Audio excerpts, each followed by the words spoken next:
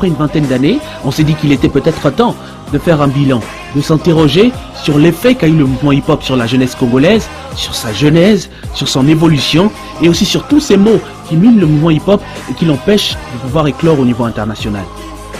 Et bien que dans ce documentaire nous parlerons de toutes les branches hip-hop, nous avons choisi de nous axer beaucoup plus sur la musique hip-hop, le rap et tout ce qui l'entoure, beatmaking, réalisation des clips et aussi sur ces cérémonies de récompenses urbaines telles le Beat Street Award qui fait couler beaucoup d'encre ces derniers temps.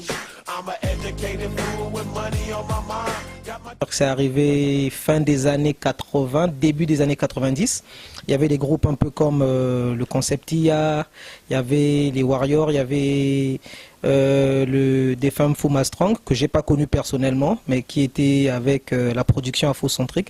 Ce sont eux les pionniers. Enfin, il y en avait d'autres aussi, Warrior for the Peace, mais bon, ça, ce sont les plus emblématiques en fait de la génération. Et donc, ce sont des gens qui ont adopté cette culture qui comme tu l'as dit, vient des États-Unis à la base, qui est passée par l'Europe. Et puis, bon, comme on est plus proche de l'Europe, on a adopté cette culture. Et il y a des grands frères qui ont balisé le terrain pour nous. Donc, c'est quelques-uns, c'est ceux que j'ai cités tout à l'heure. Et bon, à l'époque, on allait à leurs concerts, hein. On allait assister à leurs concerts. C'était une culture, on voyait à la télé, ici en local avec Vidéo 45, au pays, ici. Il est arrivé, comme je dis, par le biais de ces personnes qui ont commencé à faire des choses en fait, à adopter cette culture, à faire du rap, du graphe, de la danse et tout ça. Voilà.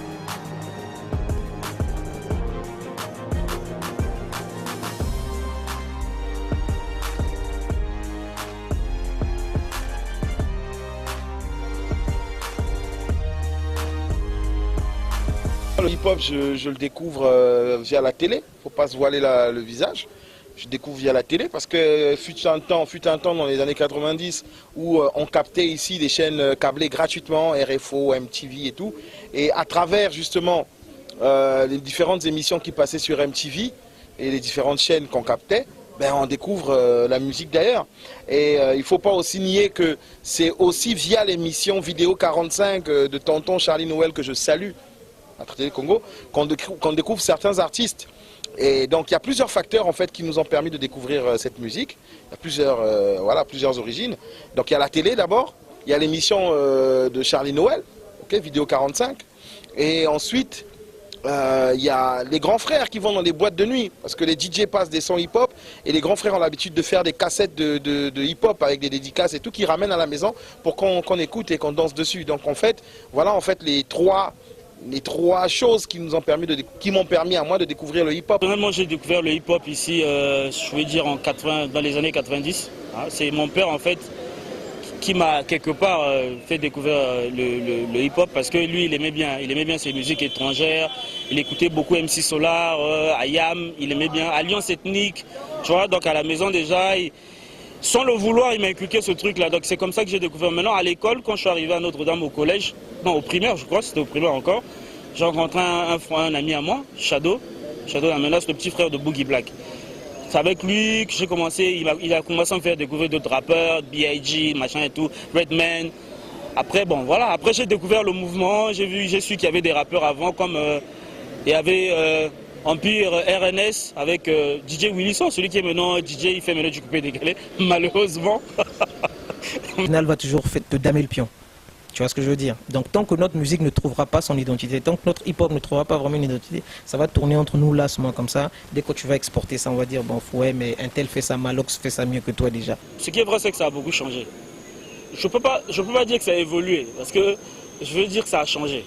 Tu vois, je veux dire plutôt que ça a changé. Ça a pas, moi je peux pas dire que ça a évolué, parce que si ça avait évolué, on aurait eu des disques qui sortaient, il y aurait des mecs qui feraient disques d'or, disques de platine, il y aurait une vraie industrie, pas avant.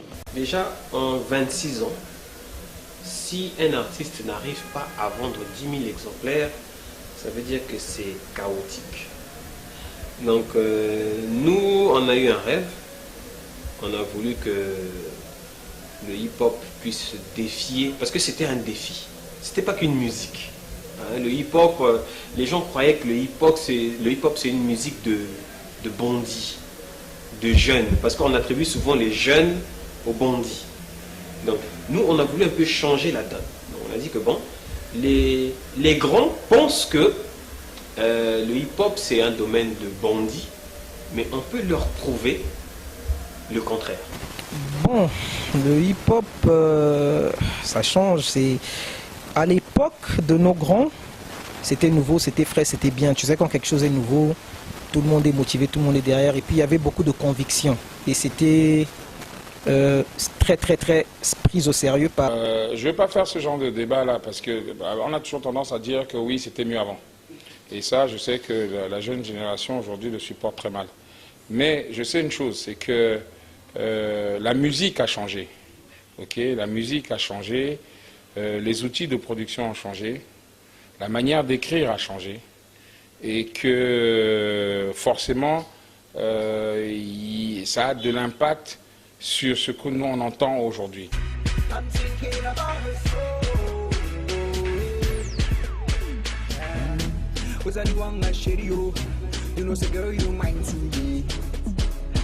On ne consomme pas ce que nous faisons. Par contre, avant d'accepter quelqu'un d'autre, tu dois d'abord accepter ton frère qui est là. Mais déjà, moi, si je ne soutiens pas Bizas. Bizas fait un concert, je sais pas, le pape, c'est à 1000 francs seulement, mais je n'achète pas le billet, je ne vais pas. Comment il va s'acheter même, je sais pas, une moto, tout ça?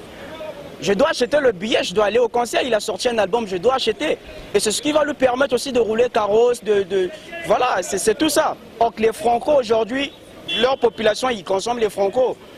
Tu vois, c'est des gars aujourd'hui, ils font des voyages n'importe comment, ils font des clips de malades, ils roulent carrosse et tout. Bon, chose que les rappeurs congolais au niveau de chez nous n'ont pas encore aujourd'hui.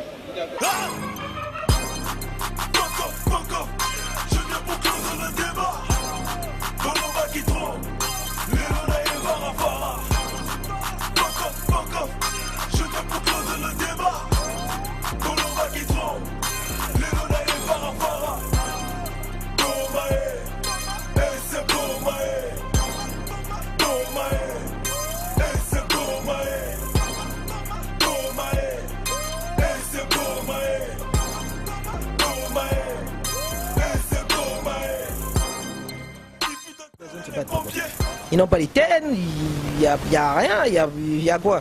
Il y a même, à l'année, parfois, il y a un seul ou deux gros concerts où tu as des cachets. Tu vois, ce que c'est pas le moment de faire la guerre. Tu comprends? Le clash, tout ça, ça existe. C'est une discipline, ça fait partie du mouvement, du rap et tout et tout. Mais il y a des choses plus importantes. Le clip vidéo, c'est l'image du sang.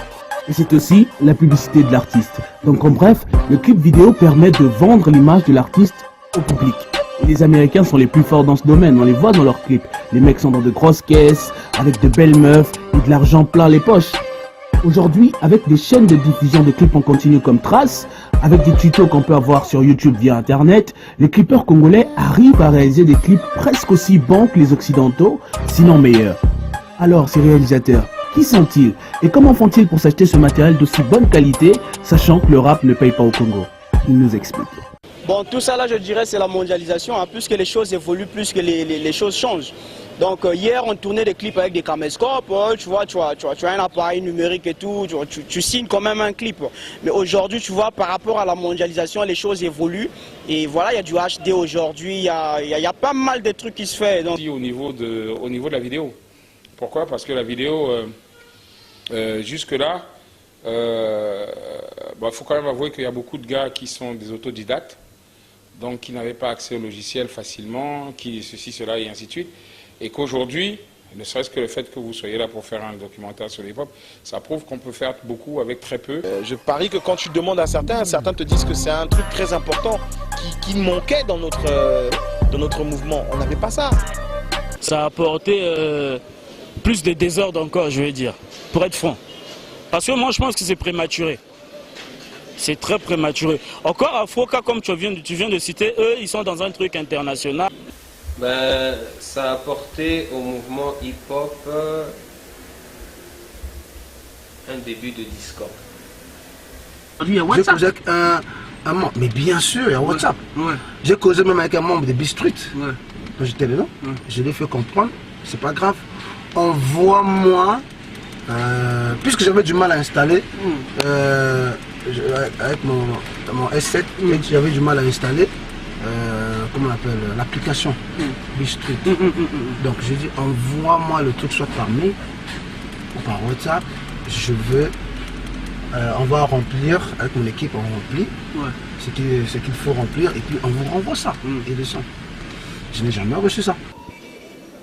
Donner des prix à un artiste qui, des fois, forcément, quand on essaie de vérifier dans la réalité, qui n'a pas fourni d'efforts pendant l'année, moi je pense que ça devient un peu de la complaisance, des prix de complaisance. Bon, déjà, le Bistreet Festival, j'ai vraiment apprécié l'idée. C'est vraiment une initiative à féliciter.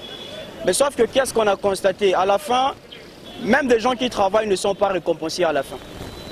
Donc, il y a quelque chose vraiment qui n'est pas trop clair dans cette histoire. Moi, personnellement, je dirais que le Bistreet, il donne des trophées ou bien il récompense les gens par rapport, je sais pas, à leur connaissance ou bien aux dettes morales qu'ils ont et tout. Parce que il faut être clair, hein, il faut être clair. Cette année, par exemple, le Bistreet, on a vu Bizaïs, il a fait un travail de malade avec Stanley.